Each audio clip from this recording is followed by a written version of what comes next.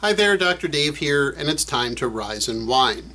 I was at a business networking event where one of the people introduced herself as a wedding photographer, and people were very interested in that. It was sort of novel to have someone like that at this particular business networking group's event. And when they started asking her questions, she revealed that she had been a wedding photographer for about a year. Quite frankly, she wasn't very happy with it and wasn't doing well with it at all.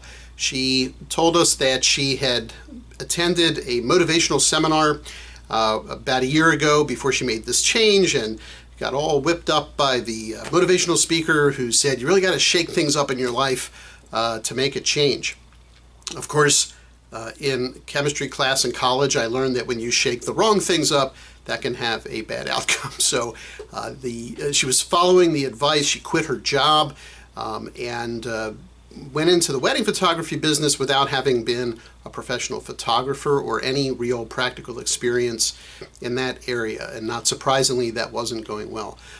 Unfortunately, that's an all too common experience for people who even didn't go to a motivational speech first, making a major life decision and having it not turn out so well. So I wanted to share some ideas for how to make a major career or life decision that will help you avoid some of these common pitfalls. First, make sure that the opportunity matches your purpose and values. Your purpose being the reason that you exist, that you're on the planet, and the values being the way in which you conduct yourself.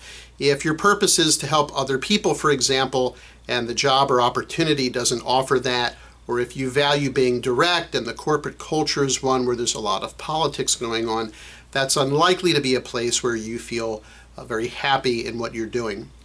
The second piece of advice I have is to make sure that the opportunity you're pursuing improves at least one major area of your life. That doesn't necessarily have to be the financial area.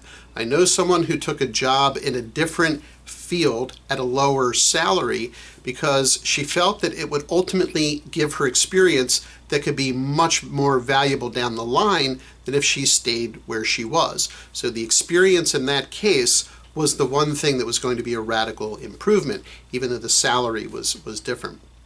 The third thing that I would recommend is that you make sure you do as much homework and research as you can about the opportunity you're pursuing. In the case of the wedding photographer, for example, she could have done an internship with an existing wedding photography business or videography business. She could have volunteered to help out on weekends. It would have given her an opportunity to see what that lifestyle is like, what some of the pros and cons are of that kind of business, and learn some about the marketing activities that go into making a business like that successful. The last thing that I'd recommend is consult with people who you trust and who care about you before making a major career change or other life change.